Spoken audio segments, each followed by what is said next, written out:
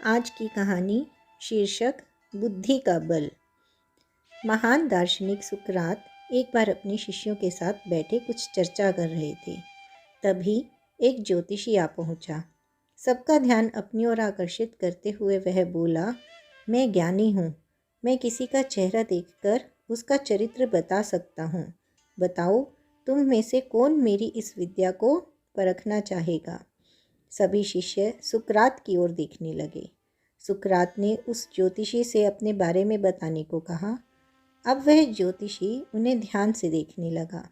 सुकरात भी बहुत बड़े ज्ञानी थे, लेकिन देखने में बड़े सामान्य थे। उन्हें कुरूप कहना कोई अतिशयोक्ति न होगी। ज्योतिषी उन्हें कुछ देर निहारने के बाद बोला, तुम्हारे चेहरे से लगता है कि तुम सत्ता विरोधी हो। तुम्हारे अंदर विद्रोह करने की भावना प्रबल है। तुम्हारी आंखों के बीच पड़ी सिकुड़न बताती है कि तुम अत्यंत क्रोधी व ज्योतिषी ने अभी इतना ही कहा था कि वहाँ बैठे शिष्य अपने गुरु के बारे में ऐसी बातें सुनकर आवेश में आ गए और उस ज्योतिषी को तुरंत वहाँ से चले जाने को कहा। परंतु सुकरात ने उन्हें शांत करते हुए ज्योतिषी को अपनी बात पूर्ण करने के लिए कहा। ज्योतिषी बोला, तुम्हारा बेडोल सिर और माथे से पता चलता है कि तुम एक लालची ज्योतिषी हो और तुम्हारी ठोड़ी की बनावट से लगता है कि तुम सनकी हो। इतना सुनकर उनके शिष्य और भी क्रोधित हो गए, परंतु इसके विपरीत सुकरात प्रसन्न थे। उन्होंने अपने शिष्यों को शांत किया और ज्योतिषी को पुरस्कार देकर विदा किया। सभी शिष्य सुकरात के इस व्यवहार से आश्चर्य में पड़ गए और उनसे पूछा, गुरुजी, आपने उस ज्योतिषी को पुरस्कृत क्यों किया, जबकि उसने जो कुछ भी कहा वह सर्वथा अनुचित है? सुकरात ने कहा, नहीं, ज्योतिषी ने जो कुछ भी कहा वह सब सत्य है। उसके बताए सारे दोष मुझ में हैं। मैं लालची हूँ, क्रोधी हूँ, सनकी हूँ, परंतु वह एक बहुत आवश्यक बात बताना भूल गया। उसने केवल मेरा बाहरी व्यक्तित्व देखा, मेरे विवेक को नहीं देख पाया, जिसके बल पर मैं इन सभी बुराइयों को अपने नियंत्रण में रखता हूँ। बस वह यहीं चूक गया।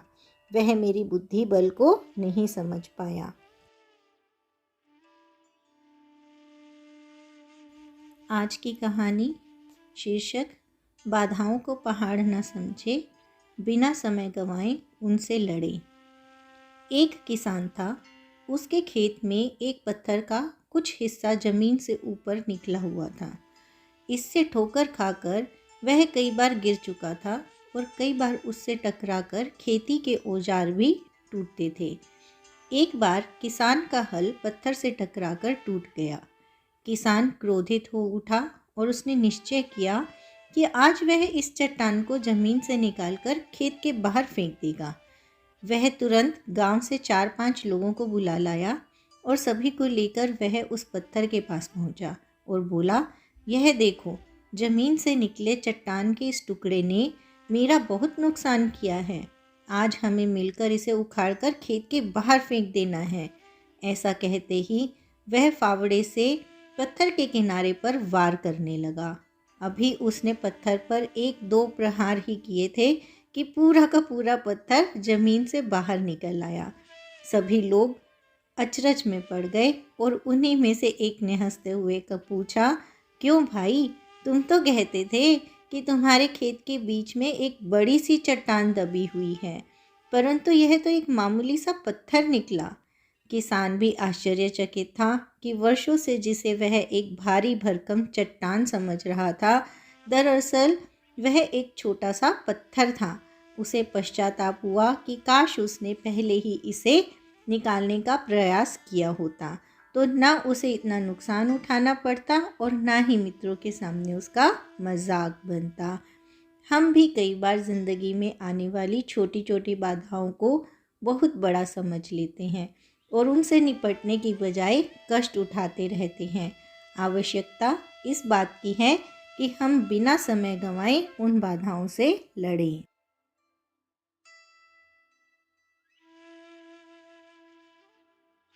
आज की कहानी शीर्षक साबुन के खाली डिब्बे का किस्सा। यह जापान में प्रबंधन के विद्यार्थियों को पढ़ाया जाने वाला बहुत पुराना प्रसंग है। कई दशक पहले जापान में साबुन बनाने वाली एक बड़ी कंपनी को अपने एक ग्राहक से यह शिकायत मिली कि उसने साबुन का एक बड़ा पैक खरीदा था, पर उसमें एक डिब्बा खाली निकला। कंपनी के अधिकारियों द्वारा जांच करने पर यह पता चल गया कि असेंबली लाइन में उत्पन्न किसी गड़बड़ के कारण साबुन के कई डिब्बे भरे जाने से चूक गए थे। कंपनी ने एक कुशल इंजीनियर को हजारों डिब्बों में से खाली रह गए डिब्बों का पता लगाने के लिए उपाय ढूंढने के लिए निर्देश दिया।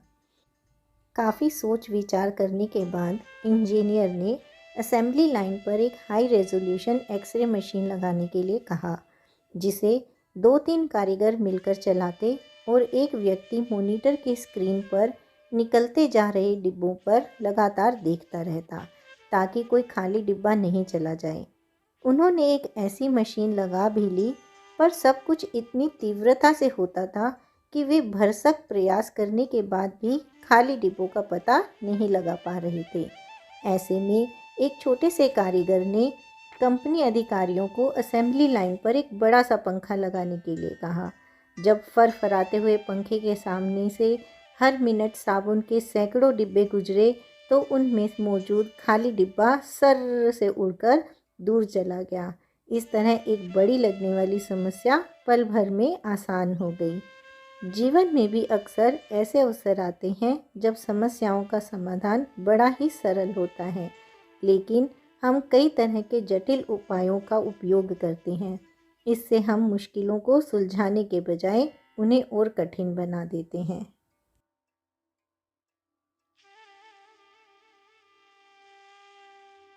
एक श्लोकी रामायण।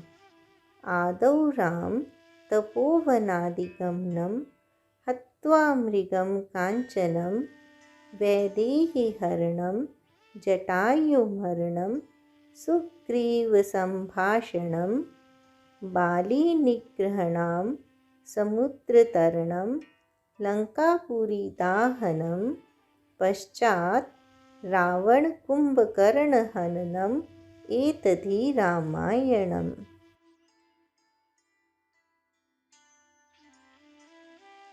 आज की कहानी शीर्षक जब गणेश जी ने चकनाचूर किया कुबेर का घमंड। एक बार कुबेर को अपने धन वैभव पर बहुत अभिमान हो गया था। उसने सोचा कि मेरे पास इतनी समृद्धि है, तो क्यों न मैं शंकर जी को अपने घर पर भोजन के लिए आमंत्रित करूं और उन्हें अपना वैभव दिखाऊं। यह सोचकर कुबेर कैलाश पर्वत गए और वहां शंकर जी को भोजन पर पधारने का आमंत्रण दिया। शंकर जी को कुबेर के आमंत्रण का उद्देश्य समझ आ गया था। वे भाप गए थे कि कुबेर भोजन के बहाने अपना वैभव दिखाना चाहते हैं। उन्होंने कुबेर से कहा, हम तो नहीं आ सकेंगे, लेकिन आप इतने सम्मान पूर्वक न्योता देने आए हैं, तो हम गणेश को भेज देंगे। शंकर जी और माता पार्वती ने गणेश को कुबेर के साथ जाने को कहा। गणेश जाने के लिए तैयार हो गए। उन्हें यह ज्ञात हो गया था कि कुबेर ने उन्हें भोजन पर क्यों बुलाया है। गणेश उनका अभिमान तोड़ना चाहते थे। वे अपने साथ मूषक चूहे को भी ले गए। कुबेर के महल में गणेश और उनके मूषक को भोजन परोसना शुरू किया गया। दिखावे के लिए सोने चांदी के पात्रों में स्वादिष्ट पकवान परोसे गए। गणेश ने एक एक कर उन्हें खाना शुरू कर दिया। कुछ ही समय में सभी पकवान समाप्त हो गए। गणेश की भूख शांत नहीं हो रही थी। अब उन्होंने बर्तन खाने शुरू कर दिए। हीरे, मोती, जवाहरात सब खाने के बाद भी गणेश की भूख शांत नहीं हुई। कुबेर परेशान हो गए, लेकिन उन्हें अपनी भूल का एहसास हो गया था। घबरा कर वे शंकर जी के पास आए और हाथ जोड़कर क्षमा मांगते हुए बोले कि मैं अपने कर्म से शर्मिंदा हूँ। मैं समझ गया हूँ कि मेरा अभिमान आपके आगे कुछ नहीं। शंकर जी ने कुबेर को क्षमा करते हुए गणेश को लौटने के लिए कहा, परंतु धन के देवता को सबक सिखाने में गणेश कामयाब रहे।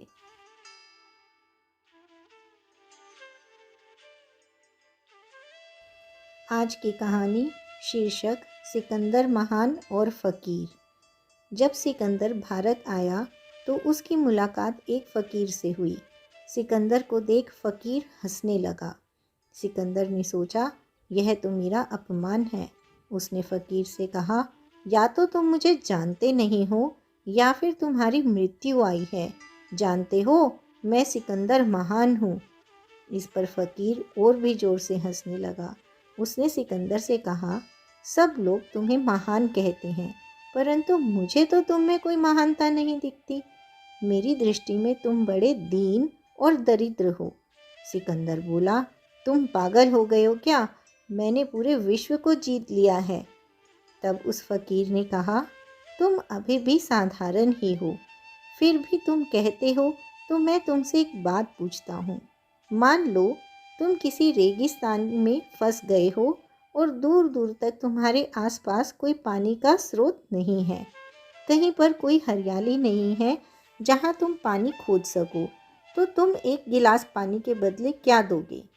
सिकंदर ने कुछ देर सोच विचार किया और फिर बोला, मैं अपना आधा राज्य दे दूंगा। इस पर फ़कीर ने कहा, अगर मैं आधे राज्य के लिए ना मानूं? तो सिकंदर ने कहा, इतनी बुरी हालत में तो मैं अपना पूरा राज्य दे दूंगा। फ़कीर फिर हंसने लगा और बोला, सिकंदर, तेरे राज्य का कुल मूल्य है बस एक गिलास पानी और तुम ऐसे ही घमंड में जी रहे हो। इस तरह सिकंदर का अभिमान मिट्टी में मिल गया और उसने उस फ़कीर से विनम्रतापूर्वक आशीर्वाद लिया। संक्षेप में, स्वयं को महान बताना संसार में सबसे बड़ी मूर्खता है। आज की कहानी शीर्षक स्वामी विवेकानंद और अमेरिकी महिला। जब स्वामी विवेकानंद अमेरिका गए तो विभिन्न स्थानों पर उनके कार्यक्रम हुए। लोग उन्हें अत्यंत आदरपूर्वक सुनते थे और उनके विचारों से बहुत प्रभावित होते थे। ऐसे ही एक कार्यक्रम में एक महिला ने उनसे विवाह करने की इच्छा जताई। जब स्वामी विवेकानंद ने उस महिला से पूछा कि आपने ऐसा क्यों सोचा, तो उस महिला ने कहा, मैं आपकी बुद्धि से बहुत प्रभावित हूँ और मुझे एक ऐसे ही बुद्धिमान बच्चे की कामना है। इसलिए यदि आप मुझसे विवाह करें तो मुझे अपने जैसा एक बच्चा दे सकते हैं। उन्होंने महिला से कहा कि चूंकि वो केवल उनकी बुद्धि पर सम्मोहित है, इसलिए कोई समस्या नहीं है। उन्होंने कहा, मैं आपकी इच्छा को समझता हूँ। शादी करना और फिर एक बच्चे को जन्म देना और फिर जानना कि वो बुद्धिमान है कि नहीं, इसमें बहुत समय लगेगा। इसके अतिरिक्त ऐसा ही हो, इसकी गारंटी भी नहीं है। इसके विपरीत आपकी इच्छा को तुरंत पूर्ण करने हेतु मैं आपको एक सुझाव दे सकता हूँ। आप मुझे अपने बच्चे के रूप में स्वीकार कर लें। इस प्रकार आप मेरी माँ बन जाएंगी और दूसरा, मेरे जैसा बुद्धिमान बच्चा पाने की आपकी इच्छा भी पूर्ण हो जाएगी। अमेरिकी महिला स्वामी जी के उत्तर से बेहद प्रभावित हुई। वह उन्हें गुरु मान लिया।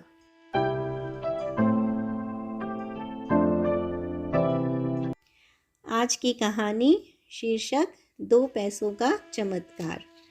एक बार श्री कृष्ण और अर्जुन भ्रमण पर निकले।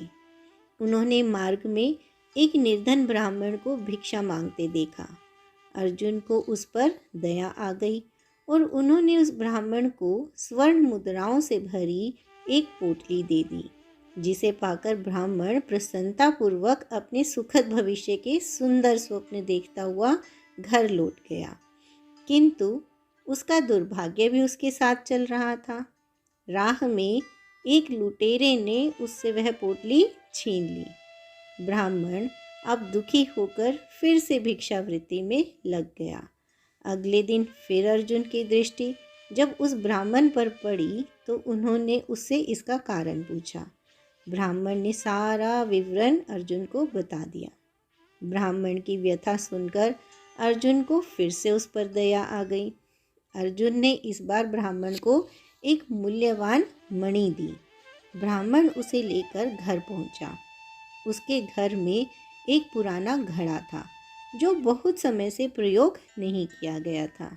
ब्राह्मण ने चोरी होने के भय से मणि को उस घड़े में छिपा दिया, किंतु उसका दुर्भाग्य, दिन भर का थका मांदा होने के कारण उसे नींद आ गई। इस बीच ब्राह्मण की स्त्री नदी से जल लेने चली, किंतु मार्ग में ही उसका घड़ा गिरकर टूट गया। उसने सोचा कि घर में जो पुराना घड़ा पड़ा है उसे ले आती हूँ। ऐसा विचार कर वह घर लौटी और उस पुराने घड़े को लेकर जल लेने चली गई। जैसे ही उसने घड़े को भरने के लिए नदी में डुबोया, वह मणि भी जल की धारा में बह गई। ब्राह्मण को जब यह बात पता चली तो वह बहुत व्यथित हुआ और अपने भाग्य को कोसता हुआ फिर भिक्षा मांगने लगा। अर्जुन और श्री कृष्ण ने जब फिर उस ब्राह्मण को दरिद्र अवस्था में देखा तो जाकर इसका कारण पूछा। सारा वृत्तांत सुनकर अर्जुन को बहुत दुख हुआ। वह मन ही मन सोचने लगा कि इस अभागे ब्राह्मण के जीवन में कभी सुख नहीं आ सकता। अब यहाँ से प्रभु की लीला प्रारंभ हुई। श्री कृष्ण ने उस ब्राह्मण को 2 पैसे दान में दिए। तब अर्जुन ने श्री कृष्ण से पूछा, प्रभु, मेरी दी मुद्राएं और माणिक इस अभागे की दरिद्रता नहीं मिटा सके तो इन 2 पैसों से इसका क्या होगा? यह सुनकर श्री कृष्ण बस मुस्कुरा भर दिए और अर्जुन से उस ब्राह्मण के पीछे जाने को कहा। रास्ते में ब्राह्मण सोचता हुआ जा रहा था कि 2 पैसों से तो एक व्यक्ति के लिए भोजन भी नहीं आएगा। प्रभु ने उसे इतना तुच्छ दान क्यों दिया? प्रभु की यह कैसी लीला है? ऐसा विचार करता हुआ वह चला जा रहा था कि उसकी दृष्टि एक मछुआरे पर पड़ी। उसने देखा कि मछुआरे के जाल में एक मछली फंसी है और वह छूटने के लिए तड़प रही है। ब्राह्मण को उस मछली पर दया आ गई। उसने सोचा, इन 2 पैसों से भूख तो बुझेगी नहीं, क्यों ना इस मछली के प्राण ही बचा लिए जाएं। यह सोचकर ब्राह्मण ने 2 पैसों में उस मछली का सौदा कर लिया और मछली को अपने कमंडल में डाल लिया। उसने कमंडल में जल भरा और मछली को नदी में छोड़ने चल पड़ा। तभी मछली के मुख से कुछ निकला। ब्राह्मण ने देखा कि यह तो वही माणिक है जो उसने घड़े में छुपाया था। ब्राह्मण प्रसन्नता में चिल्लाने लगा, मिल गया, मिल गया। तभी संयोगवश वह लुटेरा भी वहाँ से जा रहा था जिसने ब्राह्मण से स्वर्ण मुद्राएं लूटी थी। उसने समझा कि ब्राह्मण उसी के बारे में चिल्ला रहा है कि लुटेरा मिल गया। भयभीत होकर वह ब्राह्मण से क्षमा मांगने लगा और उससे लूटी हुई सारी मुद्राएं उसे वापस कर दी। यह देखकर अर्जुन श्री कृष्ण के आगे नतमस्तक हो गए। अर्जुन बोले, प्रभु, यह कैसी लीला है? जो कार्य थैली भर स्वर्ण मुद्राएं और मूल्यवान माणिक नहीं कर सके, वह आपके 2 पैसों ने कर दिखाया। श्री कृष्ण ने कहा, अर्जुन, यह केवल अपनी सोच का अंतर है। जब तुमने उस निर्धन ब्राह्मण को थैली भर स्वर्ण मुद्राएं और मूल्यवान माणिक दिया, तब उसने मात्र अपने सुख के विषय में सोचा, किंतु जब मैंने उसको 2 पैसे दिए तब उसने दूसरे के दुख के विषय में विचार किया। इसलिए हे अर्जुन, सत्य तो यह है कि जब आप दूसरों के दुख के विषय में सोचते हैं, जब आप दूसरे का भला कर रहे होते हैं, तब आप ईश्वर का कार्य कर रहे होते हैं और तब ईश्वर भी आपके साथ होते हैं। Thank you for watching. Please like and subscribe. आज की कहानी, जब गलती नहीं की तो सज़ा क्यों। स्वराज हमारा जन्मसिद्ध अधिकार है और हम इसे लेकर ही रहेंगे। यह ओजपूर्ण नारा देने वाले बाल गंगाधर तिलक का जीवन भी अत्यंत साहसिक था। बात उस समय की है जब बाल गंगाधर तिलक विद्यालय में पढ़ते थे। एक बार कक्षा में सभी विद्यार्थी मूंगफली खा रहे थे। बच्चों ने मूंगफली के छिलके कक्षा में ही फेंक दिए, जिससे वहाँ काफ़ी गंदगी हो गई। कुछ देर बाद वहाँ शिक्षक आए तो वह बहुत नाराज़ हुए। उन्होंने अपनी छड़ी से सभी बच्चों की पिटाई शुरू कर दी। जब तिलक की बारी आई तो उन्होंने मार खाने के लिए अपना हाथ आगे नहीं बढ़ाया। जब शिक्षक ने कहा कि अपना हाथ आगे बढ़ाओ तो उन्होंने दृढ़तापूर्वक कहा, मैंने कक्षा को गंदा नहीं किया है, इसलिए मैं मार नहीं खाऊंगा। तिलक की बात सुनकर अध्यापक का गुस्सा और बढ़ गया। उसने तिलक की शिकायत प्रधानाचार्य से कर दी। इसके बाद तिलक के घर पर उनकी शिकायत पहुंची और उनके पिताजी को स्कूल बुलाया गया। स्कूल आकर तिलक के पिता ने बताया कि उनके बेटे के पास मूंगफली खरीदने के लिए पैसे ही नहीं थे। बाल गंगाधर तिलक अपने जीवन में कभी भी अन्याय के सामने नहीं झुके। उस दिन अगर शिक्षक के डर से तिलक ने स्कूल में मार खा ली होती तो शायद उनके अंदर बैठा साहसी व्यक्तित्व बचपन में ही समाप्त हो जाता। आज की कहानी शीर्षक सद्व्यवहार शत्रु को भी मित्र बना देता है। एक राजा था। उसने एक सपना देखा कि एक साधु उससे कह रहा था, राजन, कल रात को तुम्हें एक विषैला सांप काटेगा और तुम्हारी मृत्यु हो जाएगी। वह सर्प अमुक पेड़ पर रहता है और तुमसे पूर्व जन्म की शत्रुता का बदला लेना चाहता है। सुबह हुई। राजा चिंतित था। सपने की बात को लेकर अपनी आत्मरक्षा के लिए क्या उपाय करना चाहिए, इस पर विचार करने लगा। अंततः राजा इस निर्णय पर पहुंचा कि अपने मधुर व्यवहार से बढ़कर शत्रु को जीतने का और कोई उपाय नहीं है। उसने सर्प के साथ मधुर व्यवहार करके उसका मन बदल देने का निश्चय किया। शाम होते ही राजा ने उस पेड़ से लेकर अपनी शैया तक फूलों का रंगीन बिछौना बिछवा दिया। उस पर सुगंधित जल का छिड़काव करवाया। जगह जगह मीठे दूध के कटोरे रखवा दिए और सेवकों से कह दिया कि रात को जब सर्प निकले तो कोई उसे किसी प्रकार कष्ट पहुंचाने की कोशिश ना करे। रात को सांप अपनी बांबी से बाहर निकला और राजा के महल की ओर चल दिया। वह जैसे जैसे आगे बढ़ता गया, अपने लिए की गई भव्य स्वागत व्यवस्था को देखकर आनंदित हो गया। सर्प कोमल बिछोने पर लेटता हुआ, मन भावनी सुगंध का रसास्वादन करता हुआ और जगह जगह मीठा दूध पीता हुआ आगे बढ़ता गया। इस तरह क्रोध व द्वेष के स्थान पर संतोष और प्रसन्नता के भाव उसमें आने लगे। जैसे जैसे वह आगे चलता गया, वैसे वैसे उसका क्रोध कम होता गया। राजमहल में जब वह प्रवेश करने लगा तो देखा कि प्रहरी और द्वारपाल सशस्त्र खड़े हैं, परंतु वे उसे जरा भी हानि पहुंचाने की चेष्टा नहीं कर रहे। यह असाधारण दृश्य देखकर सांप के मन में स्नेह उमड़ आया। स्नेही व मधुर सद्व्यवहार ने उसे आश्चर्य में डाल दिया था। राजा के शयन कक्ष में जाकर उसे काटने का उसका निश्चय पूरी तरह परिवर्तित हो गया। जब सांप राजा के शयन कक्ष में पहुंचा तो उसने राजा से कहा, राजन, मैं तुम्हें काटकर अपने पूर्व जन्म का बदला चुकाने आया था, परंतु तुम्हारे सद्व्यवहार ने मेरी घृणा को परास्त कर दिया। अब मैं तुम्हारा शत्रु नहीं, मित्र हूँ।